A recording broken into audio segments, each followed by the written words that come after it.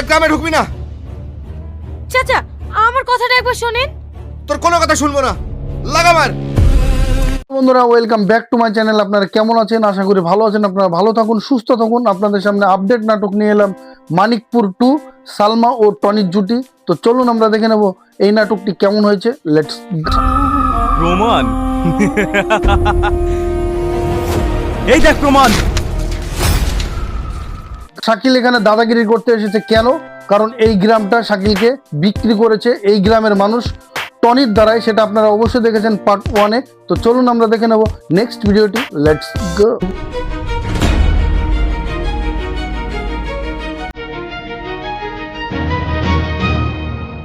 মানিকপুর এই গ্রামে টনি এসেছিল পার্ট 1-এ, আপনারা দেখেছেন। এখানে সবার ভালোবাসা জয় করে এই গ্রামকে নিঃস্ব করে শাকিলের হাতে তুলে দিয়েছিল। তো চলুন আমরা দেখে নেব নেক্সট ভিডিওটি। Let's go. দেখি কাগজ, এতে টনি খেতে এসেছিলাম সেই টিপছাপ মারলি। তোরা বাপ মেয়ে মিলে গ্রামবাসীকে।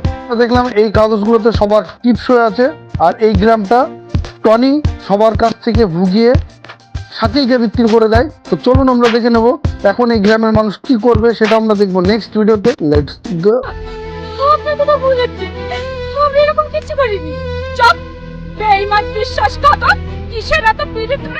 তো বন্ধুরা আমরা দেখলাম এই মানিকপুর গ্রামের সবাই এখন সালমাদের ফ্যামিলির দিকে আঙুল তুলছে আর যা নয় তাই বলছে। এখানে কি করবে সমাজ সেটাও কিছু বুঝতে পারছে না। তো চলুন আমরা দেখে নেবো নেক্সট ভিডিওটি।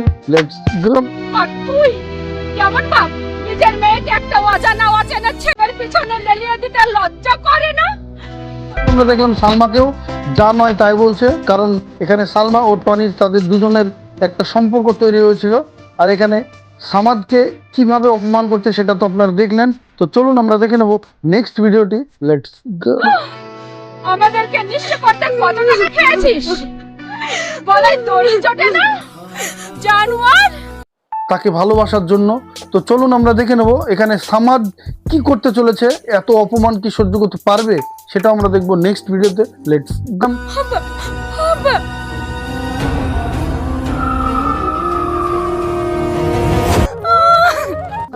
এত অপমান সহ্য করতে না পেরে সে আত্মহত্যা করলো। তো চলুন আমরা দেখে নেবো এখন সালমার ফ্যামিলি কোথায় যাবে, কি করবে সেটাও আমরা দেখবো নেক্সট ভিডিওতে। Let's go. ওর মায়ের কোনো দোষ নেই, ওর মাকে ছেড়ে দাও। ওই শয়তান মেয়েকে গ্রাম থেকে বের করে দাও। না, আমি যাবো না। ওদের সৎ কাজ আমরা করবো না। সালমার বাবা সামাদ সে যে আত্মহত্যা করেছে তার সৎ কাজ করার জন্য এই গ্রামের মানুষ নারাজ, আর সালমাকে এই গ্রাম থেকে বের করে দিচ্ছে। তো চলুন আমরা দেখে নেবো নেক্সট ভিডিওটি। Let's go.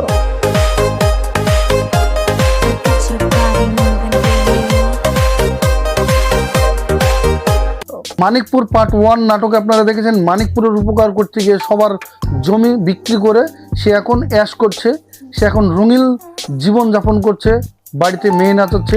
তো চলুন আমরা দেখে নেব নেক্সট ভিডিওটি। Let's go. এই নাচ বন্ধ কর।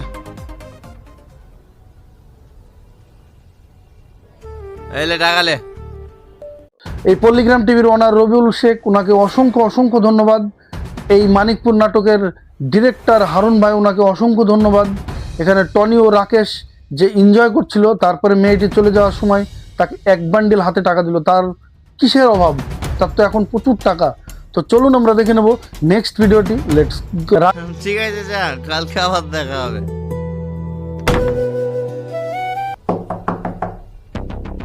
রাকেশ টনিকে রেখে সে চলে গেল, আর এখানে টনি সিটকিনি লাগিয়ে সে ঘুমিয়ে পড়লো। কিছুক্ষণ পরেই গেটে আওয়াজ, কে এসেছে টনির কাছে সেটা আমরা দেখবো নেক্সট ভিডিওতে। Let's go. এত রাতে কে রে? হ্যাঁ, কি ব্যাপার? টনি গেট খুলতে না খুলতেই কার দেখা পেলাম? সালমার দেখা পেলাম। সালমার ভিতরে একটা দুঃখ কাজ করছে, কারণ তার বাবা মারা গিয়েছে, আর সেই মানিকপুর গ্রামটা পুরো বিক্রি করে সে টনি এখন অ্যাশ করছে। আর এখানে কি ঘটতে চলেছে টনির সঙ্গে সালমা সেটা আমরা দেখবো নেক্সট ভিডিওতে। Let's go. তোর জন্য আমার বাপটা আত্মহত্যা করেছে। কি?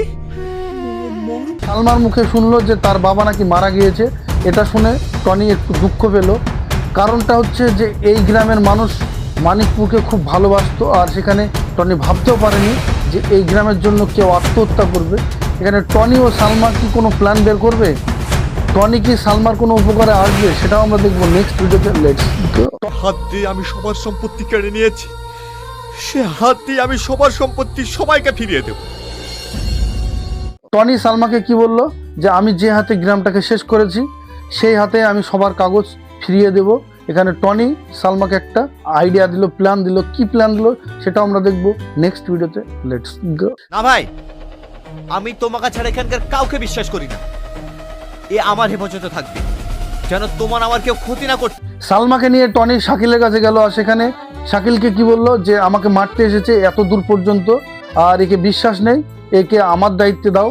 তো চলুন আমরা দেখে নেবো শাকিল সেটাই মানবে না শাকিলের বাড়িতে সালমাকে রাখবে, সেটাও দেখবো নেক্সট ভিডিওতে। Let's go. তোর উপর আমার অগাধ বিশ্বাস, যা নিয়ে যা। এই চল। না আমি যাব না, ছেড়ে আমাকে ছেড়ে। টনি প্ল্যান করে সালমাকে তার নিজের কাছে রাখলো। কিভাবে শাকিলের কাছ থেকে সেই মানিকপুরের ডকুমেন্টস, সেই মানিকপুরের জমির কাগজ কিভাবে সে উদ্ধার করবে সেটাও দেখবো নেক্সট ভিডিওতে।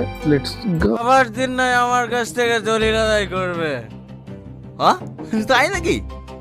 সাবধানে রেখেছি তো।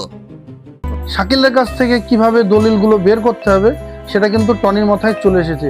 তাকে ড্রিঙ্ক করিয়ে, তাকে ভুলিয়ে হয়তো বা নেবে, সেটাও আমরা দেখবো নেক্সট ভিডিওতে। Let's go. দলিল আমার লকারে রেখে দিয়েছি, আর চাবি ওটা আমার সবসময় বালিশের নিচে। তো বন্ধুরা আমরা দেখলাম শাকিলকে ড্রিঙ্ক করিয়ে তার কাছ থেকে কাগজের ঠিকানাটা নিল যে কোথায় আছে। সেখানে টনিকে সম্পূর্ণভাবে বলে দিল যে কাগজটা কোথায় আছে, সেটা তো আপনারা দেখলেন। তো চলুন আমরা দেখে নেব সেই কাগজটি কিভাবে বের করে, সেটা আমরা দেখবো নেক্সট ভিডিওতে। Let's go.